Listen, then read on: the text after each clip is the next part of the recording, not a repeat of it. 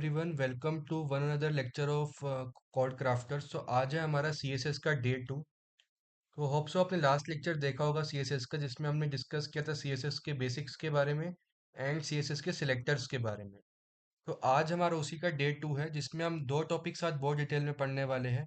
इसमें जो पहला टॉपिक है वो है हमारा सीएसएस कलर, और जो दूसरा टॉपिक है वो है हमारा सीएसएस यूनिट्स। तो बेसिकली इन दो टॉपिक्स को हम बहुत डिटेल में आज यहाँ पे पढ़ने वाले हैं, that is CSS colours and CSS unit. तो बेसिकली होता क्या है, हमें कलर को अप्लाई करने के हमारे पास बहुत सारे तरीके होते हैं। अब नॉर्मल सी बात है, अगर हमें अपने वेब पेज को दिखने में अच्छा बनाना है तो हमें क्या करना होगा, उसमें बहुत सारे कलरफुल चीज़ें अप्लाई करनी होगी ताकि एक अच्छा विजुअल बन पाए यूज़र के पास। तो उसी कलर को अप्लाई करने के हमारे पास क्या होते हैं, बहुत सारे क्या होते हैं, मेथड्स होते हैं। तो एक मेथड जो हमने लास्ट लेक्चर में भी बहुत अप्लाई किया था वो होता है नेम्ड कलर, मतलब नाम दे के कलर अप्लाई करना। जैसे कि आपने कह दिया कि आपको जो कलर है वो क्या चाहिए, आपको जो कलर है वो रेड कलर चाहिए, तो आपने कलर का नाम दे दिया यहाँ पे। जैसे आपने कहा कि जो बैकग्राउंड कलर है वो आपको ब्लू चाहिए, तो आपने क्या किया, कलर का नाम यहाँ पे दे दिया। तो जो पहला मेथड जो अभी हम पढ़ेंगे क्योंकि वो है कलर का नाम दे के कलर देना। जैसे कि इसको अगर मैं आपको बताऊं कोड एडिटर पे, तो सबसे पहले हम बेसिक टेक्स्ट वगैरह अपने यहाँ पे लिख देते हैं। तो हमने बेसिक टेक्स्ट यहाँ टेक्स्ट लिख दिया। मैं यहाँ पे क्या करता हूँ, हेडिंग बना लेता हूँ H1 नाम से। इसमें लिख देता हूँ मैं हेलो एवरीवन। मैंने यहाँ पे लिख दिया हेलो एवरीवन। और उसके नीचे मैं क्या करता हूँ, एक पैराग्राफ यहाँ पे डिफाइन कर लेता हूँ। मैंने यहाँ पे एक पैराग्राफ डिफाइन कर लिया, तो मैंने लिख दिया लॉरेम 50। मान लीजिए कुछ 50 वर्ड्स का मैंने एक सैम्पल टेक्स्ट यहाँ पे लिख दिया है। अब मान लीजिए मैं इस H1 के ऊपर प्रॉपर्टीज अप्लाई करना चाहता हूँ, तो मैं यहाँ पे हेड टैग में आऊँगा।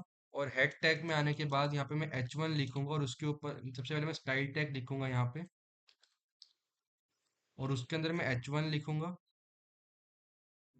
और फिर मैं उसके ऊपर प्रॉपर्टीज अप्लाई करूंगा। तो जैसे कि मैंने लिखा, अगर मुझे मान लीजिए कलर रेड चाहिए, तो मैं यहाँ पे क्या लिखूंगा, मैं लिखूंगा यहाँ पे कलर टाइप करूंगा मैं यहाँ पे, और उसके बाद क्या लिखूंगा, मैं रेड लिख दूंगा। तो अब मैंने कलर किस तरह से अप्लाई किया, यहाँ पे कलर का नाम देख के मैंने कलर अप्लाई किया। तो अगर मैं इसको आपका आउटपुट दिखाऊं, तो जैसे कि आप देख सकते हैं ये इसका आउटपुट आया है, तो आप देख सकते हैं रेड कलर का हो चुका है। अब मान लीजिए मुझे इसका बैकग्राउंड कलर भी कुछ सेट करना है, तो यहाँ पे मैं लिखूंगा बैकग्राउंड कलर। जैसे मुझे इसका बैकग्राउंड कलर करना है मान लो एक्वा मरीन, तो मैंने यहाँ पे बैकग्राउंड कलर लिखा, और उसके बाद यहाँ पे लिख दिया मैंने एक्वा मरीन। तो मेरा बैकग्राउंड कलर यहाँ पे क्या हो गया, मेरा बैकग्राउंड कलर यहाँ पे एक्वा मरीन हो गया। अगर आउटपुट में देखें तो यहाँ पे बैकग्राउंड कलर एक्वा मरीन आ गया। तो ये बेसिकली क्या है, हमारा पहला मेथड है कलर सेलेक्ट करने का, जो कि कलर का नेम दे के हमने क्या किया। देखिए एक्वा मरीन एक कलर का नाम है, तो हमने कलर का नाम दे के क्या किया, कलर आपका सिलेक्ट किया। अब इसके अलावा काफी तरीके होते हैं कलर सेलेक्ट करने के, जैसे कि तो दूसरा तरीका होता है हमारा कलर देने का, वो होता है हेक्साडेसिमल कोड। अब हमें देखिए नेम्ड कलर के अलावा बाकी तरीकों की क्यों जरूरत पड़ी, क्योंकि हम सभी कलर के नाम याद नहीं कर सकते। जैसे कि आपने एक्वा मरीन अभी कलर का नाम सुना, हो सकता है कि आपने कलर का नाम पहली बार सुना हो, क्योंकि इतना ये यूज टू कलर नहीं है। तो ऐसे आप कितने कलर के नाम याद करोगे, वो तो पॉसिबल भी नहीं है। तो उसके हिसाब से हमारे पास डिफरेंट मेथड्स आए कलर को देने के, क्योंकि हम नेम्ड कलर से सभी कलर सेलेक्ट नहीं कर सकते। तो जो हम दूसरा मेथड अब पढ़ेंगे वो है हेक्साडेसिमल कोड के माध्यम से कलर सेलेक्ट करना। तो इसमें हम क्या करते हैं, एक 6 कैरेक्टर्स का क्या करते हैं, कोड लिखते हैं, जीरो से लेके एफ तक। मतलब जीरो से लेके एफ तक हम कैरेक्टर्स का यूज करते हैं, और इसके माध्यम से हम 6 कैरेक्टर्स लिखते हैं, और हम उसका हम स्टार्ट करते हैं हैश सिंबल से। तो उसकी सहायता से हम क्या कर सकते हैं, कोई भी कलर यहाँ पे बना सकते हैं। इसको मैं और अच्छे से आपको कोड एडिटर में एक्सप्लेन करता हूँ। तो जैसे कि हम अपने VS कोड में आ गए हैं, सबसे पहले जो हमने यहाँ पे पढ़ा था वो पढ़ा था हमने नेम्ड कलर।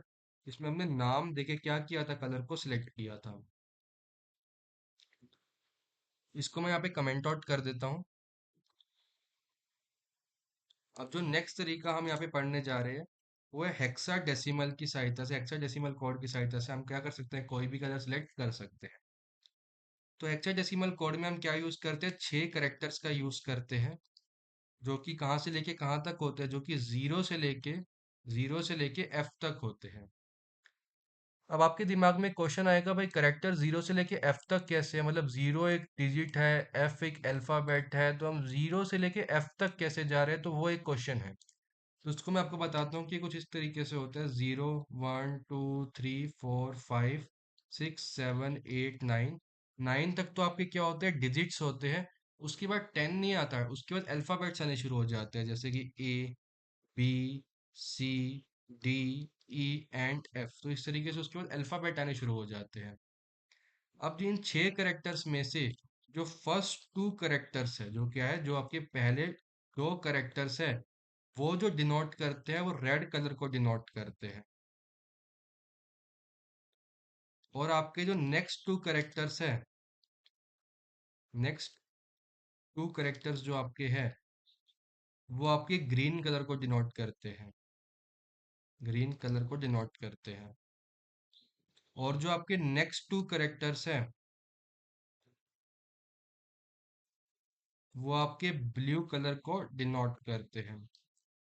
तो अब रेड, ग्रीन, ब्लू, ये 3 ऐसे कलर है जिनकी सहायता से हम कोई भी कलर बना सकते हैं। मतलब इन 3 कलर को अगर आप असली में भी, रियल लाइफ में भी इन 3 कलर को मिक्स करोगे, तो इन 3 कलर को मिक्स करके आप कोई भी कलर बना पाओगे। अब वो डिपेंड करेगा कि आप रेड की कितनी कंसंट्रेशन ले रहे हो, ग्रीन की कितनी कंसंट्रेशन ले रहे हो, और ब्लू की कितनी कंसंट्रेशन ले रहे हो।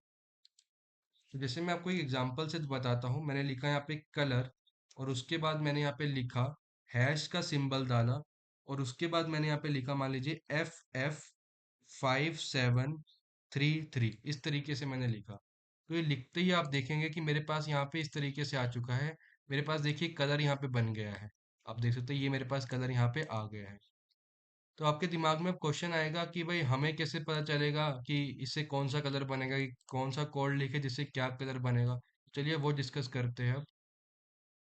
तो यहाँ पे होता क्या है, अगर आप जितने बाद के यहाँ पे क्या कहते हैं करेक्टर्स देंगे, जैसे आप देख पा रहे हैं यहाँ पे F सबसे लास्ट में आ रहा है, और 0 जो है वो यहाँ पे सबसे पहले आ रहा है। मतलब आप जितने यहाँ पे लास्ट के करेक्टर्स देंगे, उतना आपका उस कलर की कंसेंट्रेशन ज्यादा आएगी।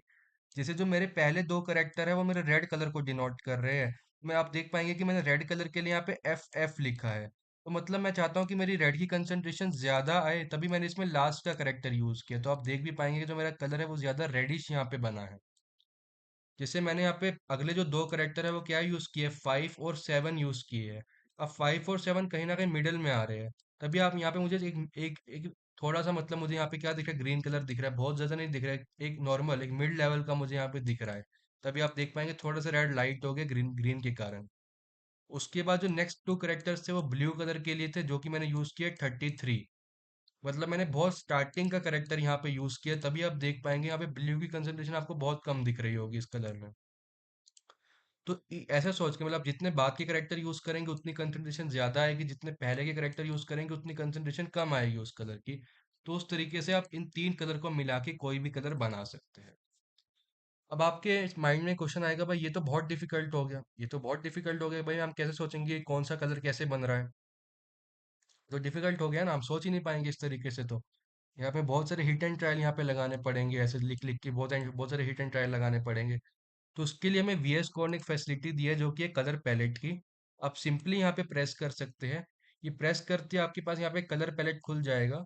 अब आप यहाँ पे कोई भी कलर सेलेक्ट कर सकते हैं। जैसे कि मैं यहाँ पे क्या हुआ, मैं मान लीजिए ब्लूइश कलर चाहता हूँ, तो मैं यहाँ पे ब्लूइश कलर सेलेक्ट करूंगा। अब कितना ब्लूइश चाहता हूँ तो वो मैं यहाँ से सेलेक्ट कर सकता हूँ। आप देख सकते हैं यहाँ पे मेरा ब्लूइश बढ़े जा रहा है, बढ़े जा रहा है। तो इस तरीके से मैं जैसे लाइट इस तरीके का ब्लू चाहता हूँ, तो आप जो भी कलर सेलेक्ट करेंगे वो आपको ऊपर यहाँ पे दिखेगा।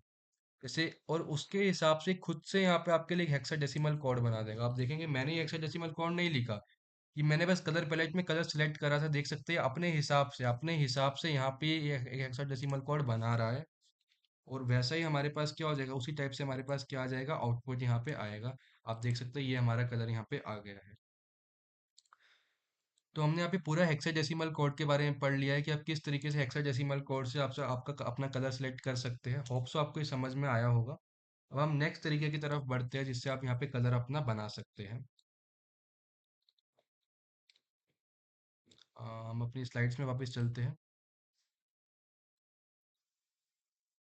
तो नेक्स्ट तरीका जिससे हम कलर बना सकते हैं वो है RGB, और यहाँ पे RGBA भी लिखा है, इसे भी हम डिस्कस करेंगे क्या होता है। तो चलिए हम कोड एडिटर में चल के इसे अच्छे से समझते हैं कि ये क्या होता है। तो नेक्स्ट जो हम अपना पढ़ने जा रहे हैं वो पढ़ने जा रहे हैं RGB। अब आरजीबी की फुल फॉर्म क्या, आरजीबी की फुल फॉर्म है रेड, ग्रीन एंड ब्लू। तो देखिए वहां पे यहाँ पे भी वही है कि हम रेड, ग्रीन, ब्लू, इन तीन कलर की सहायता से भी यहाँ पे कलर बनाएंगे, क्योंकि मैंने आपको क्या कहा, तीन कलर के एक तरह से यूनिवर्सल कलर्स है। इनकी सहायता से आप कोई, इनके मिक्सचर से आप कोई भी कलर यहाँ पे बना सकते हैं। तो यहाँ पे आरजीबी में भी हम क्या करेंगे, तीन कलर का यूज करेंगे, और इन तीन कलर के मिक्सचर से क्या करेंगे, एक कलर यहाँ पे बनाएंगे। तो इसको यूज किस तरीके से करना है, तो आरजीबी में बेसिकली हम क्या करते हैं, आरजीबी में जो हम वैल्यू देते हैं वो हम देते हैं 0 से लेकर 255 तक, 0 से लेकर 255 तक। जैसे आपको मैं करके दिखाता हूँ एक बार, तभी आपको समझ में आएगा। अगर मैं यहाँ पे कलर लिखूँ, उसके बाद लिखूँ RGB, और मुझे जो पहली वैल्यू है वो आपके रेड के लिए देनी होगी, दूसरी वैल्यू मुझे आपके यहाँ पे ग्रीन के लिए देनी होगी, तीसरी वैल्यू मुझे यहाँ पे ब्लू के लिए देनी होगी। अब जो पहली वैल्यू है ये क्या होगी, ये मुझे क्या देना होगा, यहाँ पे एक 0 से लेकर 255 के बीच का एक नंबर देना होगा। अब वो नंबर जितना कम होगा उतनी रेड की कंसंट्रेशन कम होगी, और वो नंबर जितना ज्यादा होगा उतनी उस कलर की कंसंट्रेशन ज्यादा होगी। जैसे अगर मैं ग्रीन की बात करूं, अगर मैं ग्रीन के लिए 0 देता हूं तो उसकी कंसंट्रेशन बिल्कुल 0 होगी। अगर मैं 255 देता हूं तो उसकी कंसंट्रेशन बिल्कुल एकदम कम, फुल कंसंट्रेशन होगी उसकी। तो इस तरीके से 0 से लेकर 255 तक हम नंबर देके क्या कर सकते हैं, उस कलर की कंसंट्रेशन सेट कर सकते हैं। जैसे हम पीछे क्या कर रहे थे, हम हेक्साडेसिमल कोड में ये कोड दे के 0 से लेके F तक कोड दे के उस कलर की कंसंट्रेशन सेट कर रहे थे। लेकिन आरजीबी में हम क्या करेंगे, 0 से लेके 255 तक वैल्यूज दे के अपने कलर की कंसंट्रेशन सेट करेंगे। जैसे अगर मैं आपको करके दिखाऊं, जैसे मैं कोई भी यहाँ पे कलर देता हूँ, जैसे कि मैंने यहाँ पे कलर दिया, कलर मैंने यहाँ पे दिया, मान लीजिए 150 दे दिया अपनी रेड की वैल्यू, और मैंने ग्रीन की वैल्यू दे दी मान लीजिए यहाँ पे 70, और मैंने यहाँ पे अपनी ब्लू की वैल्यू दे दी मान लीजिए 120। तो इससे क्या होगा, देख सकते हैं मेरा एक कलर यहाँ पे बन जाएगा। अगर मैं आपको दिखाऊं वो यहाँ पे, अगर मैं आप लोगों को दिखाऊं तो देख सकते हैं मेरा यहाँ पे एक कलर बन गया है। तो इस तरीके से मेरा क्या बन गया, कलर बन गया। तो यहाँ पे भी मैंने क्या किया, रेड, ग्रीन, ब्लू, इन तीन कलर की सहायता से अपना क्या किया, अपना कलर डिजाइन किया। अब यहाँ पे भी आपको सेम फैसिलिटी मिलती है जो कि है कलर पैलेट की। आप सिंपली यहाँ पे जा सकते हैं और अपना कलर बना सकते हैं, और ये क्या करेगा, अपने आपको क्या करेगा, अपने तरीके से वो कलर बना, अपने कलर से वो आरजीबी वैल्यूज की बना देगा। जैसे आप देख सकते हैं यहाँ पे मैंने मान लीजिए ये कलर बना दिया, यहाँ पे मैंने ये कलर बना दिया। अगर मैं आपको शो करूँ ये कलर कैसा दिखाई दे रहा है, तो आप देख पाएंगे।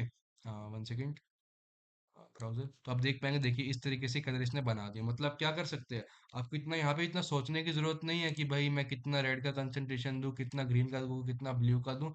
आप नॉर्मली कलर पैलेट पे जाके अपने मनपसंद कलर बना सकते हैं। जैसे मैंने ये कलर मान लीजिए बना दिया, तो ये उसके हिसाब से आपको आरजीबी वैल्यू खुद से बना के आपको क्या करेगा, दे देगा।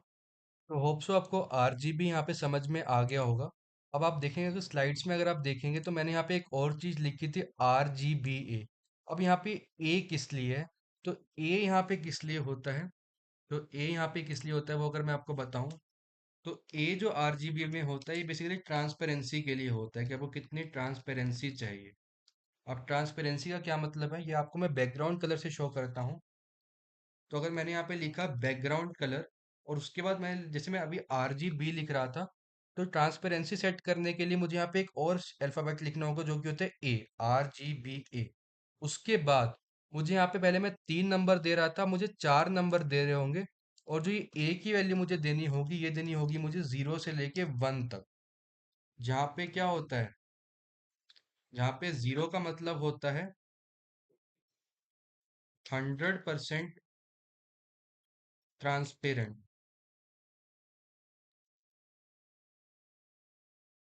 और 1 का मतलब होता है 0% ट्रांसपेरेंट। मतलब अगर आप 0 देंगे तो उसका मतलब है वो 100% ट्रांसपेरेंट होगा, 1 देंगे तो वो क्या होगा, 0% ट्रांसपेरेंट होगा, और 0.5 देंगे तो इसका मतलब क्या होगा, आधा ट्रांसपेरेंट होगा। मतलब 0 से लेके 1 तक आपको कोई भी वैल्यू देनी होगी। अब 0.1, 0.2, 0.6, 0.7 कोई भी दे सकता है। वो काम किस तरीके से करता है वो मैं आपको दिखाता हूँ। जैसे मैंने कोई भी यहाँ पे बैकग्राउंड कलर मान लीजिए बनाया, मान लीजिए मैं कुछ भी यहाँ पे लिख देता हूँ, फिर कलर पैलेट से हम उसको सिलेक्ट करेंगे। हाँ, तो कलर पैलेट पे चलते हैं और यहाँ पे हम कोई भी अपनी मर्जी से कलर सेलेक्ट करते हैं। मान लीजिए मैंने ये वाला कलर यहाँ पे क्या किया, सेलेक्ट किया। तो अभी के लिए आपको आउटपुट इस तरीके से दिखेगा। अब मैं चाहता हूँ, मान लीजिए मैं बैकग्राउंड आपको इसी में शो करता हूँ, मैं आपको ए की वैल्यू इसमें शो करता हूँ। तो ए अगर मैं किस तरीके से यहाँ पे अप्लाई करूँ, मान लीजिए मैंने जीरो दे दिया। जीरो का मतलब, यहाँ मान लीजिए मैंने जीरो दे दिया, जीरो का मतलब है कि जो ये ऊपर का टेक्स्ट लिखा है ना 100% ट्रांसपेरेंट हो गया। अब आपको ये ऊपर में टेक्स्ट विजिबल ही नहीं होगा, क्योंकि क्या हुआ, 100% ट्रांसपेरेंट हो गया, तो ये आपको विजिबल ही नहीं हो रहा। अगर मैं आपको हाईलाइट करके दिखाऊं तो आपको दिखेगा ये यहीं पर ही है, बट ट्रांसपेरेंट होने के कारण क्या हुआ, इसके ऊपर पूरा ग्रीन कलर आ गया, मतलब इसका खुद का एक तरह से पानी जैसा कलर हो गया, ट्रांसपेरेंट कलर हो गया। अब इसको जिस भी सरफेस पे रखेंगे, जैसे आप पानी को, आप अगर रेड सरफेस पे रखोगे तो आपको रेड कलर का दिखेगा, जिस भी सरफेस पे करोगे उस कलर का दिखेगा, क्योंकि पानी ट्रांसपेरेंट होता है। ऐसे आपका क्या हुआ, टेक्स्ट भी यहाँ पे ट्रांसपेरेंट बन गया। मतलब आप इसको जिस भी कलर के ऊपर रख रहे हो वैसा ही बन जा रहा है, तभी आपको दिख नहीं रहा है यहाँ पे, क्योंकि 100% ट्रांसपेरेंट हो चुका है। अब मान लीजिए मुझे इसको 0% ट्रांसपेरेंट करना है, मैं यहाँ पे 1 लिख सकता हूँ। 1 लिखने से क्या होगा, 0% ट्रांसपेरेंट हो जाएगा। अब आपको ये साफ साफ दिखेगा, क्योंकि 1% भी ट्रांसपेरेंसी नहीं है इसके अंदर। अब मान लीजिए मैं 0.5 लिख देता हूँ, तो ये 50% ट्रांसपेरेंट बन जाएगा। आप देख सकते हैं थोड़ा बहुत ट्रांसपेरेंट है, मतलब आधा ट्रांसपेरेंट कह सकते हैं ये बना। अब मैं मान लीजिए 0.3 कर देता हूँ, तो ये और ज़्यादा ट्रांसपेरेंट हो जाएगा। आप देख सकते हैं और ज़्यादा ट्रांसपेरेंट हो गया यहाँ पे ये। अगर मैं इसको यहाँ पे 0.8 कर, मान लीजिए 7 कर देता हूँ, तो ये क्या हो जाएगा, थोड़ा कम ट्रांसपेरेंट हो गया। तो इस तरीके से आप ट्रांसपेरेंसी यहाँ पे सेट कर सकते हैं। तो होप सो आपको आर जी बी भी समझ आया होगा, आपको यहाँ पे आर जी बी ए भी समझ में आया होगा। मैंने आपको दोनों समझा दिया, आर जी बी और R G B. Hope so आपको ये दोनों यहाँ पे समझ में आए होंगे। तो अब हम अपने नेक्स्ट टॉपिक पे चलते हैं, जो कि एच एस एल। हमने देख सकते हैं एक हमारे पास अब लास्ट तरीका रह गया कलर सेलेक्ट करने का, जो कि हमारा क्या है, जो कि हमारा है यहाँ पे एच एस एल। जो कि हमारा क्या, जो कि हमारा यहाँ पे एच एस एल। और इसमें भी एच एस एल ए भी आता है, जहाँ पे ए किसके लिए होता है, ए जिसकी यहाँ पे ट्रांसपेरेंसी के लिए क्या होता है। तो चलिए हम कोड एडिटर में एच एस एल को डिटेल में समझते हैं कि ये किस टाइप से काम करता है। तो हम अपने कोड एडिटर में आ चुके हैं। इसको मैं थोड़ी देर के लिए यहाँ पे क्या कर देता हूँ, थोड़ी देर के लिए यहाँ पे कमेंट आउट कर देता हूँ। अब हम अपना नेक्स्ट तरीका समझने वाले हैं, जो कि क्या है, जो कि है एच एस एल ए। इसको मैं यहाँ छोटे अल्फाबेट में लिख देता हूँ, एच एस एल ए। यह सबसे पहले एच एस एल के बारे में पढ़ते हैं। तो अब इसकी फुल फॉर्म क्या है? सबसे पहले तो आपके दिमाग में यही आ रहा होगा कि एच किसको डिनोट कर रहा है, यहाँ पे एस किसको डिनोट कर रहा है, एल किसको डिनोट कर रहा है। सबसे पहले उसी को समझते हैं। तो यहाँ पे जो एच है वो डिनोट करता है आपके ह्यू को। एच किसको डिनोट करता है, एच डिनोट करता है आपके ह्यू को। एस एस आपका डिनोट करता है सेचुरेशन को, कि आपको कलर की सेचुरेशन कितनी चाहिए, मतलब इंटेंसिटी कितनी चाहिए। एल आपका डिनोट करता है लाइटनेस को, कि आप कलर में लाइटनेस कितनी चाहिए। एल आपका उस चीज को डिनोट करता है। तो एच डिनोट करता है आपके ह्यू को। अभी ह्यू क्या होता है इसे समझेंगे हम अभी। एस डिनोट करता है सेचुरेशन या कहते हैं इंटेंसिटी, कि आपको कलर की इंटेंसिटी कितनी चाहिए। एल डिनोट करता है लाइटनेस को, कि आपको कलर में लाइटनेस कितनी चाहिए। तो होता क्या है, जो ह्यू की यहाँ पे वैल्यू होती है, एच यानी जो ह्यू की वैल्यू होती है, वो होती है 0 से लेके 360 तक। अब होता क्या है, 0 से लेके 360 तक, अब जैसे जैसे आप ये नंबर चेंज करोगे वैसे वैसे आपके पास अलग अलग कलर यहाँ पे आते चलेंगे। जैसे जैसे आप 0 से लेके 360 तक वैल्यूज चेंज करोगे, वैसे वैसे आपके पास क्या होगा, नए नए कलर यहाँ पे बन के आते रहेंगे। जैसे आपने 120 लिया तो उसमें आपको एक अलग कलर आएगा। आपने 300 लिया तो अलग कलर आएगा। वो सब आप हिट एंड ट्राई करके देख सकते हो कि क्या क्या कलर यहाँ पे आएंगे। और जो सेचुरेशन होता है, जो क्या होता है, जो आपका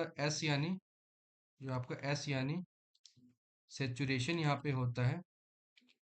एस यानी सेचुरेशन जो होता है, वो उसकी वैल्यू जो है वो हम परसेंटेज में देते हैं। उसकी वैल्यू किस में देते हैं, परसेंटेज में देते हैं। ये बेसिकली किसको डिनोट करते हैं, यहाँ पे बताते हैं इंटेंसिटी ऑफ कलर। ये कलर की इंटेंसिटी कितनी है उसे यहाँ पे बताता है। इसमें 0% का मतलब होता है ग्रे स्केल, और 100% का मतलब होता है फुल्ली सेचुरेटेड।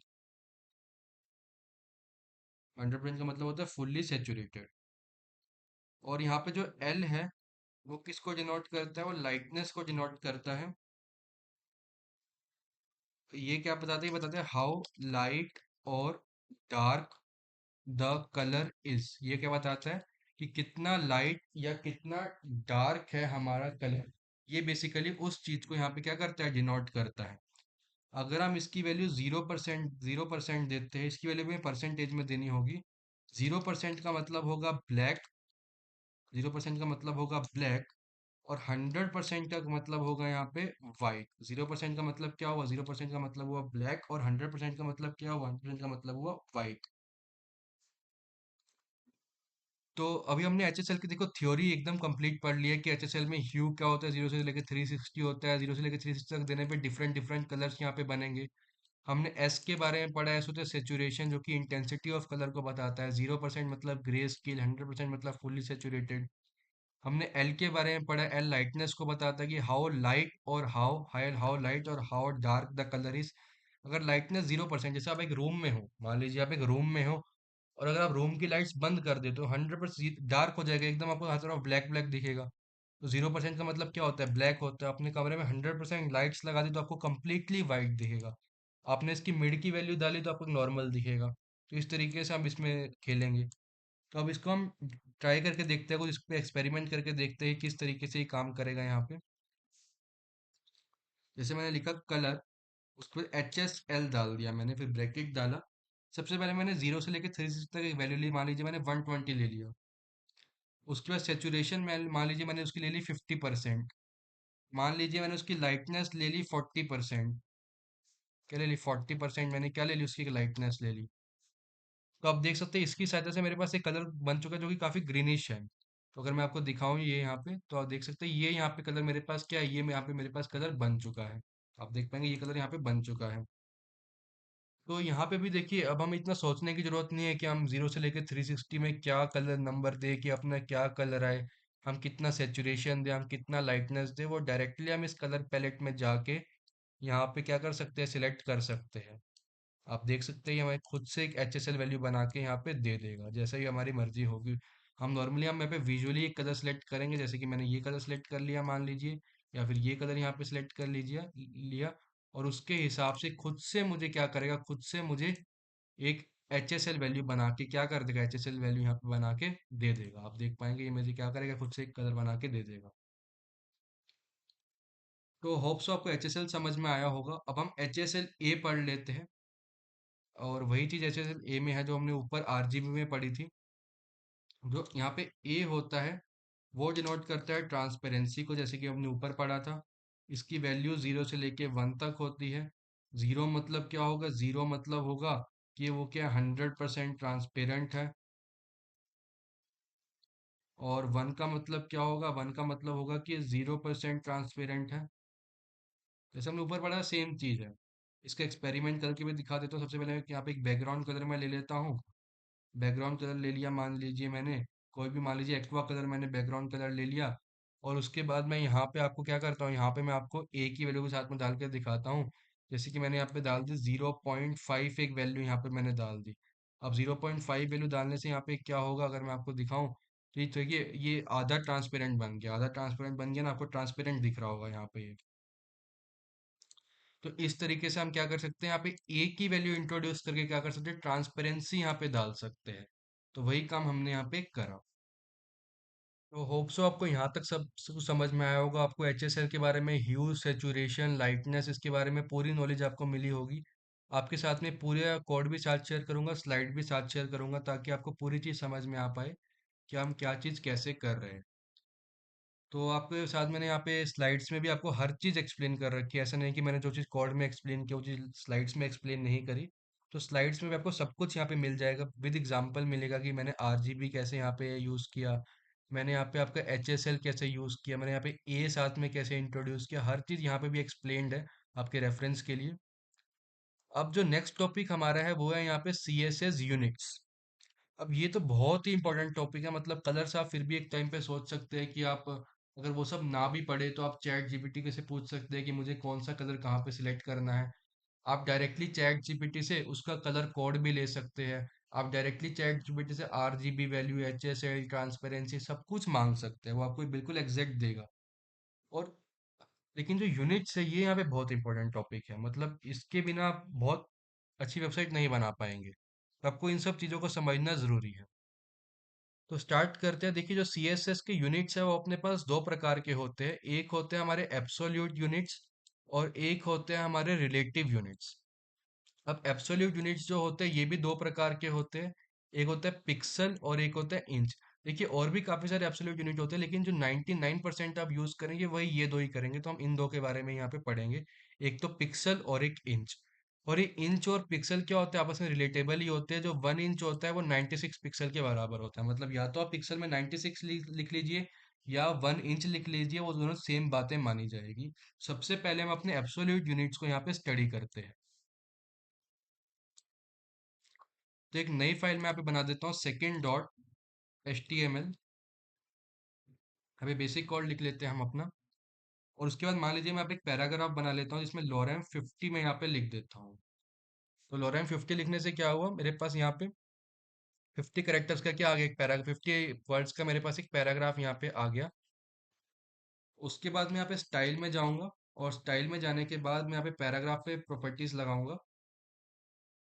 अब मैं बेसिकली इसका मान ली फॉन्ट साइज पे चेंज करना चाहता हूँ। बेसिकली यूनिट्स हम किस पे अप्लाई करेंगे, फॉन्ट साइज पे अप्लाई करेंगे या और चीज़ों पे भी अप्लाई करेंगे, लेकिन अभी हम समझ फॉन्ट साइज के लिए रहे। तो मैं यहाँ पे फॉन्ट साइज लिख देता हूँ। फॉन्ट साइज, अब मैं जैसे जैसे हम इस सीरीज में आगे बढ़ेंगे तो हम इन चीज़ों का इस्तेमाल और भी जगहों पे करेंगे। अगर इमेज के ऊपर करेंगे साइज करना है, फिर डिव टैग को साइज करना है, मतलब अलग अलग चीज़ों पे हम क्या करेंगे, इस पे अप्लाई करेंगे। जैसे मान लीजिए फॉन्ट साइज मैंने लिख लिया 25 पिक्सल। पिक्सल क्या है, मेरा क्या एक एब्सोल्यूट यूनिट है, तो मैं यहाँ पे लिख भी देता हूँ। अभी हम एब्सोल्यूट यूनिट्स के बारे में पढ़ रहे हैं। एब्सोल्यूट एब्सोल्यूट यूनिट्स के बारे में हम यहाँ पे पढ़ रहे हैं। एब्सोल्यूट यूनिट में सबसे पहले हम पढ़ रहे हैं पिक्सल के बारे में। जैसे मैंने इसका फॉन्ट साइज क्या दे दिया, फॉन्ट साइज दे दिया 25 पिक्सल। तो अगर मैं आपको दिखाऊं यहाँ पे, तो रिफ्रेश करें अगर थोड़ा, 1 सेकेंड। इसको मैं थोड़ी देर के लिए, अच्छा मैंने इसको खोला ही नहीं है। तो ओपन विद लाइव सर्वर कर देते हैं। तो आप देख पाएंगे इसका फॉन्ट साइज कितना हो गया, 25 पिक्सल हो गया। अब जैसे जैसे मैं ये बढ़ाता चलूंगा, मान लीजिए मैंने इसको कर दिया 40 पिक्सल, तो ये क्या हो जाएगा, और बड़ा यहाँ पे हो जाएगा। आप देख पाएंगे यहाँ पे और बड़ा फॉन्ट साइज हो गया इसका। तो जैसे जैसे मैं पिक्सल की वैल्यूज यहाँ पे बढ़ाता जाऊंगा, तो इसका फॉन्ट साइज है वो क्या होता जाएगा, इसका जो फॉन्ट साइज है वो यहाँ पे बड़ा होता जाएगा। जैसा कि आप देख पा रहे हैं यहाँ पे फॉन्ट साइज बड़ा होता जा रहा है। तो ये मैंने पहले अपने एब्सोल्यूट यूनिट पढ़ लिया, जिसे कहते हैं पिक्सल।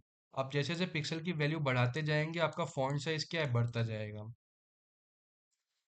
दूसरा जो मुझे यूनिट यहाँ पे पढ़ना है, वो पढ़ना है इंच। और इंच के बारे में आपको मैंने बताया था कि जो 1 इंच होता है किसके बराबर होता है, वो 96 पिक्सल के बराबर होता है। और इंच को हम कैसे लिखते हैं, हम इंच को ऐसा नहीं लिखेंगे, हम इंच को लिखेंगे IN से डिनोट करेंगे। जैसे अगर मैं लिखूं यहाँ पे font size is equal to 1 inch, यानी 1 IN मैंने यहाँ पे लिख दिया। इसको कमेंट आउट कर देते हैं। तो अगर आपको आउटपुट में दिखाऊं, अगर मैं यहाँ पे, 1 सेकेंड, अगर मैं आउटपुट में आपको दिखाऊं यहाँ पे, तो आप देख सकते हैं कितना बड़ा हो गया, क्योंकि 1 इंच किसके बराबर होता है, 96 पिक्सल के बराबर होता है। तभी आपको ये बहुत बड़ा दिखाई यहाँ पे क्या हो रहा है, बहुत बड़ा दिखाई यहाँ पे दे रहा है। तो अभी हमने क्या पढ़ा, हमने यहाँ पे एब्सोल्यूट यूनिट्स के बारे में पढ़ा, जो कि क्या होता है, जो कि एक होता है पिक्सल और एक होता है इंच। देखिए अभी हम इसको फॉन्ट साइज के ऊपर अप्लाई करके समझ रहे हैं कि इनका मतलब क्या होता है। अब इसके बाद अभी मैं आपको बैकग्राउंड इमेज बताऊंगा, तो आप उसका भी साइज वगैरह डिफाइन कर पाएंगे कि उसकी हाइट कितनी होगी, उसकी विड्थ कितनी होगी। और उन हाइट विड्थ को आप किस में देंगे, पिक्सल में देंगे, इंच में देंगे। तो उन सब चीज़ों को आप इसी यूनिट्स के अंदर देंगे, कोई भी आप साइज जब डिफाइन करेंगे। अभी हम फॉन्ट साइज इन सभी को पढ़ने के लिए यूज कर रहे हैं। तो ये हमने यहाँ पे क्या पढ़ लिया, हमने यहाँ पे एब्सोल्यूट यूनिट्स के बारे में पढ़ लिया। तो नेक्स्ट जो अपना आता है वो आता है रिलेटिव यूनिट्स। अब रिलेटिव यूनिट्स में हमें क्या क्या पढ़ना है, एक तो परसेंटेज पढ़ना है, एक EM पढ़ना है, एक REM पढ़ना है, एक VW पढ़ना है, और एक VH पढ़ना है। तो इन चारों को, इन पांचों को हमें पढ़ना है, तो एक एक करके इन सभी को पढ़ते हैं हम। अपने कोड एडिटर में चलते हैं हम। तो हमने अभी क्या पढ़ा, अभी एब्सोल्यूट यूनिट्स के बारे में पढ़ा। अब हम पढ़ रहे हैं यहाँ पे रिलेटिव यूनिट्स के बारे में। तो रिलेटिव यूनिट्स में सबसे पहले जो मैं आपको एक्सप्लेन करने जा रहा हूँ, वो है यहाँ पे EM। सबसे पहले मैं आपको क्या एक्सप्लेन करने जा रहा हूँ, सबसे पहले आपको मैं EM एक्सप्लेन करने जा रहा हूँ। तो EM क्या होता है, ये क्या लेता है अपना, text size relative to its parent size. तो होता क्या है, मान लीजिए मैंने किसी का जो साइज है वो कितना दिया, मान लीजिए मैंने किसी का साइज 2 EM दिया, तो इसका मतलब है इसका जो साइज होगा वो क्या होगा, जो पेरेंट जो इसके पेरेंट टैग का पेरेंट एलिमेंट का साइज है, उसका 2 गुना इसका साइज होगा। जो इसके पेरेंट एलिमेंट का साइज है उसका 2 गुना इसका साइज होगा। अगर मैंने यहाँ पे 3 EM लिख दिया, तो इसका मतलब है जो इसका पेरेंट एलिमेंट होगा उसका 3 गुना इसका साइज होगा। अगर मैंने यहाँ पे 4 EM लिख दिया, तो इसका मतलब है जो इसका पेरेंट टैग है उसका 4 गुना इसका साइज होगा। अब हम नीचे अगर अपने पैराग्राफ को देखें, तो इस पैराग्राफ का पेरेंट टैग कौन है, जो वो की है बॉडी, मतलब ये बॉडी टैग के अंदर ही पैराग्राफ है ना, तो बॉडी टैग क्या हुआ, इसका पेरेंट टैग कहलाया। अब जो बॉडी टैग का डिफॉल्ट साइज होता है, उसका जो क्या होगा, उसका इतना जितना हम डिफाइन करेंगे, 2 डिफाइन किया तो उसका 2 गुना इसका क्या होगा, पैराग्राफ का क्या होगा, साइज होगा। होप सो आपको समझ में आया होगा। अब आप सोचेंगे कि बॉडी का डिफॉल्ट साइज कितना होता है। तो बॉडी का क्या होता है, बॉडी का जो डिफॉल्ट साइज होता है वो होता है आपका 16 पिक्सल। अब किसका कितना टैग होता है, देखो ये सब आपको याद नहीं रखना, आपको मैंने बॉडी का बता दिया और भी थोड़ा का बता दूंगा मैं आपको। बट आप जब भी प्रोजेक्ट बनाएंगे, आपको जहाँ पे भी यूज आएगा, आप डायरेक्टली उस टाइम गूगल पर या चैट जीपीटी में सर्च करके उस चीज़ को निकाल लेंगे, आपको इतनी चीज़ें याद करने की जरूरत नहीं है। आप बेसिक बेसिक बॉडी का याद रख सकते हैं कि बॉडी का 16 पिक्सल होता है। और मैं आपको बता देता हूँ जो HTML होता है, तो ऊपर का यहाँ पे HTML टैग है। ऊपर का HTML जो देखो, सबका सबका जो पेरेंट है वो तो HTML ही है, हर चीज HTML के अंदर ही लिखी हुई है। तो इसका जो डिफॉल्ट साइज होता है, इसका डिफॉल्ट साइज भी यहाँ पे कितना होता है, इसका भी डिफॉल्ट साइज यहाँ पे 16 पिक्सल ही होता है। तो मैं लिख देता हूँ जो HTML है मेरा, उसका भी डिफॉल्ट साइज कितना है, उसका भी डिफॉल्ट साइज यहाँ पे 16 पिक्सल ही होता है। अब मैं आपको अगर इसको यूज करके दिखाऊं, तो अगर मैंने यहाँ पे लिख दिया, और मैंने यहाँ पे लिखा कि जो इसका फॉन्ट साइज है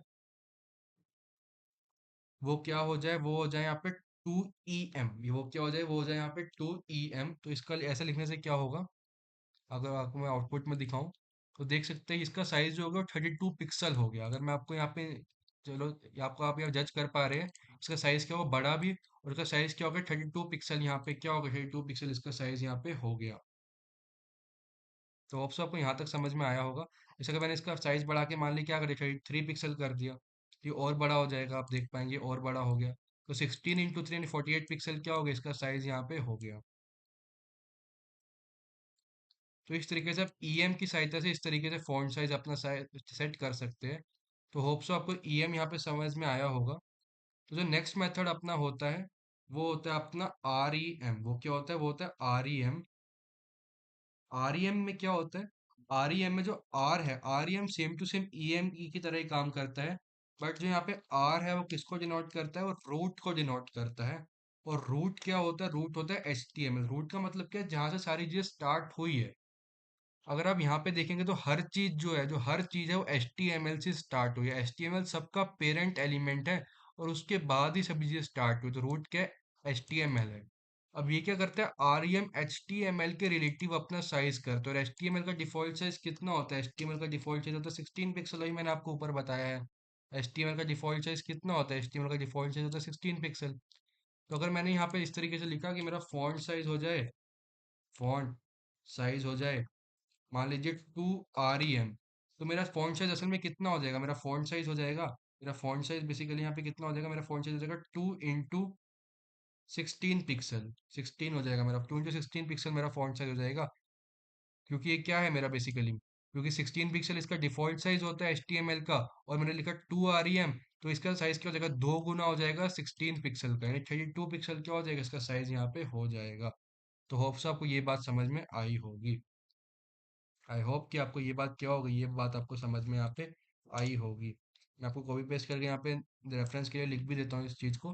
2 × 16 32 पिक्सल इस तरीके से साइज होगा। ऐसे अगर आप 3 EM दोगे, अगर आप 3 REM दोगे, तो इसका मतलब क्या होगा, 3 × 16 पिक्सल। तो इस तरीके से इसका क्या होगा, मतलब होगा। तो होप सो आपको REM भी यहाँ पे समझ में आया होगा। और देख लेते हैं हमें क्या क्या यहाँ पे पढ़ना है।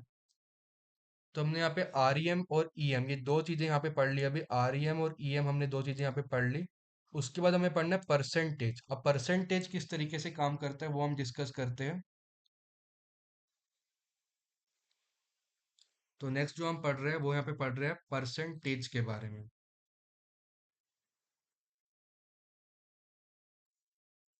तो परसेंटेज के बारे में हम नेक्स्ट यहाँ पे पढ़ रहे हैं। तो परसेंटेज भी कहीं ना कहीं दोनों की तरह ही काम करता है। इसमें क्या होता है, अगर मैंने लिखा 30% लिख लिया, मान लो फॉन्ट साइज मैंने लिखा 30%, तो इसका मतलब होगा जो फॉन्ट साइज है वो 30% होगा अपने पेरेंट के साइज के। जो फॉन्ट साइज है वो क्या होगा, वो 30% होगा अपने पेरेंट के साइज के। जैसे कि मैंने लिखा फॉन्ट साइज 30%, तो वो क्या होगा, 30% होगा, 30% होगा अपने पेरेंट के साइज के। अब इसका पेरेंट कौन है, इसका यहाँ पे पैराग्राफ का पेरेंट कौन है, पेरेंट है बॉडी। और बॉडी का जो डिफॉल्ट साइज है वो कितना है, वो है 16 पिक्सल। तो जिसका साइज होगा वो क्या होगा, 30% हो जाएगा ऑफ 16 पिक्सल। जो भी 30 पिक्सल का 30% होगा वो क्या हो जाएगा, इसका साइज हो पाएगा। जैसे अगर मैं आउटपुट में आपको दिखाऊं तो ये देख पाएंगे काफी छोटा हो गया, 30% ऑफ 16 पिक्सल, तो ये बहुत कम हो गया। अगर मैंने यहाँ पे मान लीजिए लिख दिया 80% ऑफ 16 पिक्सल, आप देख सकते हैं बड़ा थोड़ा हो गया। अगर मैं थोड़ा जूम करके दिखाऊं तो ये थोड़ा क्या हो गया, थोड़ा बड़ा यहाँ पे क्या हो गया, बड़ा यहाँ पे हो गया। तो आप देख सकते हैं इस तरीके से हम परसेंटेज की सहायता से क्या कर सकते हैं, अपना साइज सेट कर सकते हैं। मैंने आपको बताया 30% होगा, क्या होगा, अपने पेरेंट के साइज का। जो भी आप फॉन्ट साइज परसेंटेज में देंगे वो अपने पेरेंट का साइज का उतना ही परसेंटेज यहाँ पे हो जाएगा। तो होप सो आपको परसेंटेज के बारे में भी यहाँ पे समझ में आया होगा। तो चलिए अपने नेक्स्ट यूनिट में चलते हैं अब हम यहाँ पे, जो कि है अपना V W and V H. तो इन्हें हम साथ में बेसिकली पढ़ेंगे। तो जो अपना वी डब्ल्यू होता है उसकी जो फुल फॉर्म होती है वो होती है व्यू पोर्ट विड्थ। और जो वी एच होता है उसकी फुल फॉर्म होती है व्यू पोर्ट हाइट। ये दो अपने पास होते हैं। वी डब्ल्यू की फुल फॉर्म होती है व्यू पोर्ट विड्थ, और वी एच की फुल फॉर्म होती है यहाँ पे व्यू पोर्ट हाइट। तो वी डब्ल्यू की फुल फॉर्म क्या है, view port width. V H की फॉर्म है व्यू पोर्ट हाइट। अब इसको मैं समझाता हूँ इसका मतलब क्या है। सबसे पहले इसे मैं कमेंट आउट यहाँ पे कर देता हूँ परसेंटेज वाले को। और ये पूरा कोड मैं आपके साथ शेयर करूंगा, पूरी फाइल में आपके साथ शेयर करूंगा, ताकि आपके पास नोट्स का रेफरेंस रह चुके, आपके पास पीपीटी एंड विद पीपीटी आपके पास ये दोनों कोड मैं आपके साथ शेयर करूंगा, ताकि आपके पास क्या रह पाए, पूरा रेफरेंस यहाँ पे रह पाए। तो वीएच का कैसे यूज़ करना है, वो वी डब्ल्यू का कैसे यूज़ करना है, तो होता क्या है, जैसे अपने पास क्या ये डिस्प्ले है अपने पास। अब आप देख पाएंगे इस डिस्प्ले की क्या एक हाइट है, आप देख पा रहे हैं ये इसकी हाइट है। आप मेरा कर्सर की तरफ ध्यान दीजिए, जो मेरा एक कर्सर है आप इसकी तरफ ध्यान दीजिए। तो ये है, ये इसकी क्या है, हाइट है। ये क्या है, इस पेज की हाइट है। और ये क्या है, इस पेज की क्या है, ये इस पेज की विड्थ है। ये क्या है, इस पेज की विड्थ है। ये इस पेज की हाइट हो गई और ये इस पेज की विड्थ हो गई।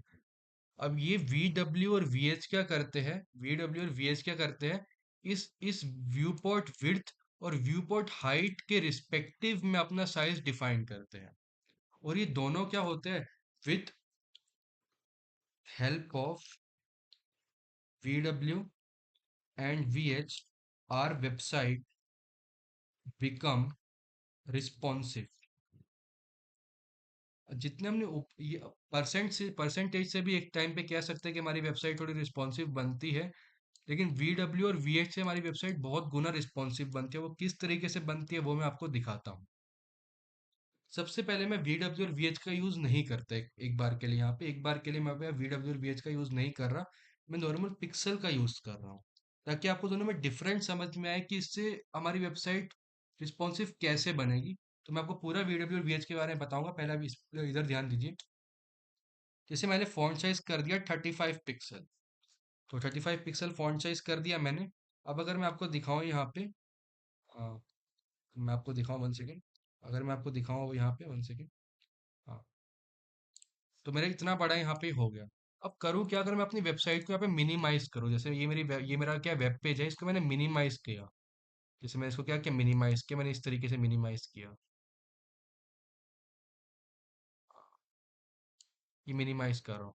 अब आप देख रहे हैं मिनिमाइज करने पे क्या है, इसकी विड्थ उतनी ही बनी हुई है। चाहे चाहे मेरा क्या है, चाहे मेरा वेब पेज कितना भी इधर उधर है, उसकी विड्थ उतनी ही है। चाहे वो पूरा आ पा रहा है नहीं आ पा रहा, उसकी विड्थ उतनी ही है। मतलब इस फॉन्ट की विड्थ मेरी डिवाइस की विड्थ, जैसे अब मेरा फोन है, फोन की विड्थ मान लीजिए इतना होता है, फोन का साइज मेरा इतना होता है जितना मेरा इस टाइम टैब खुला हुआ है। अब मेरा टैब अगर होगा तो टैब का साइज मेरा कहीं ना कहीं इतना होगा।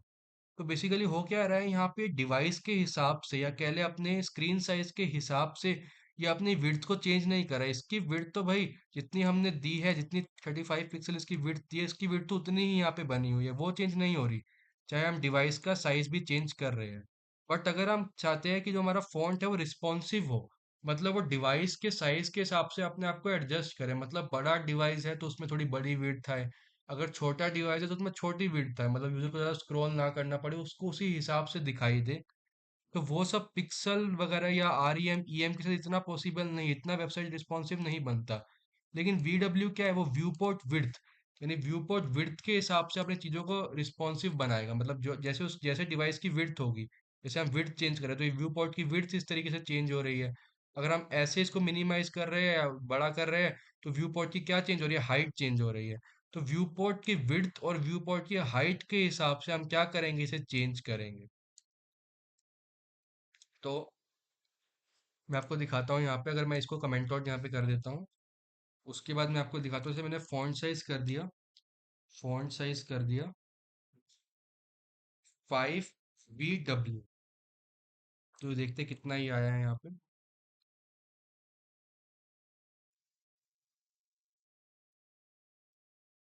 या मैं यहाँ पे थोड़े 15 VW करता हूँ,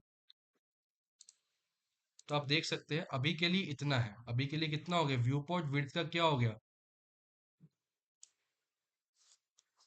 व्यू पोर्ट विड्थ का क्या हो गया, 15 गुना हो गया।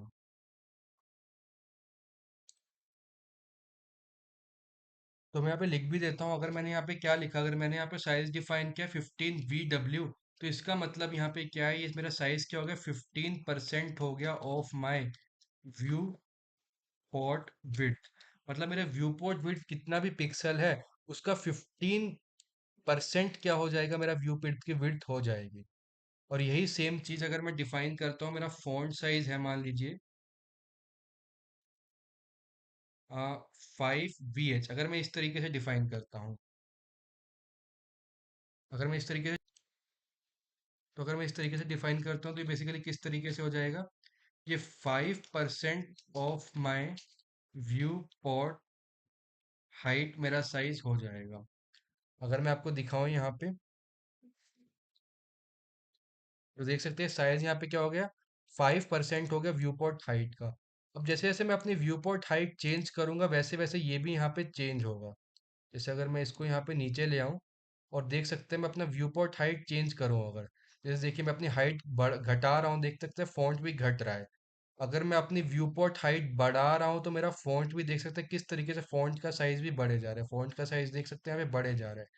जैसे जैसे मैं अपनी व्यू पोर्ट हाइट घटा रहा हूँ, वैसे वैसे मेरा फॉन्ट का साइज घट रहा है। जैसे जैसे मैं व्यू पोर्ट हाइट बढ़ा रहा हूँ, मेरा फॉन्ट का साइज यहाँ पे क्या हो रहा है, बढ़ रहा है। तो इस तरीके से आप देख सकते हैं VH में क्या हुआ, मेरा हाइट, मेरा क्या होगा, डिवाइस की हाइट चेंज होने से क्या हुआ, मेरा फॉन्ट का साइज चेंज हो रहा है। और व्यू पोर्ट विड्थ में क्या हुआ, मेरा डिवाइस का विड्थ चेंज होने पे मेरा फॉन्ट का साइज चेंज हो रहा है। तो इस तरीके से क्या होता है, मेरी वेबसाइट रिस्पॉन्सिव बनती है इन दो का यूज करते हुए। तो होप सो आपको आज का समझ आया होगा जो भी हमने डिस्कस किया। तो होप सो आपको ये सब यहाँ पे समझ में आया होगा।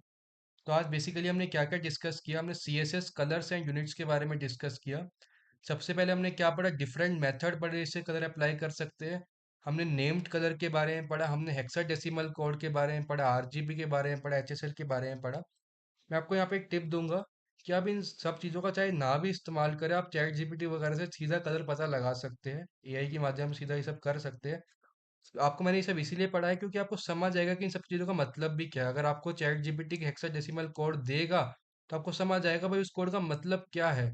तभी तो आप आगे इंटरव्यू वगैरह को समझा पाओगे कि इस चीज़ का ये मतलब है, इस चीज़ का ये मतलब है। तभी आपको ये सब समझना तो ज़रूरी है ही है। और चाहो तो आप डायरेक्टली इन चीज़ों का यूज़ कर सकते हो, AI के माध्यम से भी आप कलर वगैरह सेट कर सकते हो। उसके बाद इन सब के हमने एग्जाम्पल डिस्कस किए, काफ़ी सारे एग्जाम्पल डिस्कस किए हमने। उसके बाद सीएसएस यूनिट्स के बारे में पढ़ा। मैंने आपको बताया कि दो तरह की यूनिट होती है। एक होती है एब्सोल्यूट यूनिट, जो कि पिक्सल और इंच होती है। 1 इंच 96 पिक्सल के बराबर होता है। फिर हमने रिलेटिव यूनिट के बारे में पढ़ा, जिस percentage, EM, REM, VW, VH। हमने बोला कि VW और VH से हमारी वेबसाइट क्या बनती है, रिस्पॉन्सिव बन जाती है। तो ये चीज़ें बेसिकली आज के लेक्चर में हमने डिस्कस करी। तो होप सो आपको आज का लेक्चर समझ में आया होगा।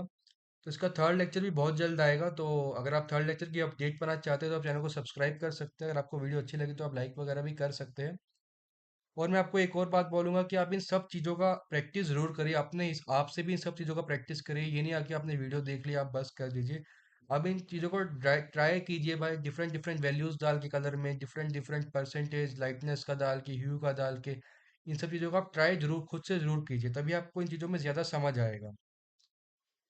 और यहाँ पे भी यूनिट्स भी आप डिफरेंट डिफरेंट देखिए। अभी ये तो मैंने आपको बता दिया VW और VH किस तरीके से रिस्पॉन्सिव है। आप खुद भी इन चीज़ों को ट्राई करिए भाई, कैसे रिस्पॉन्सिव है। इन चीज़ों को खुद ट्राई करके देखिए, और VS कोड में लिखिए, आउटपुट देखिए, तभी आपको इन चीज़ों में समझ आएगा कि चीज़ें किस तरीके से काम कर रही है। तो आज के लिए बस इतना ही। Thank you.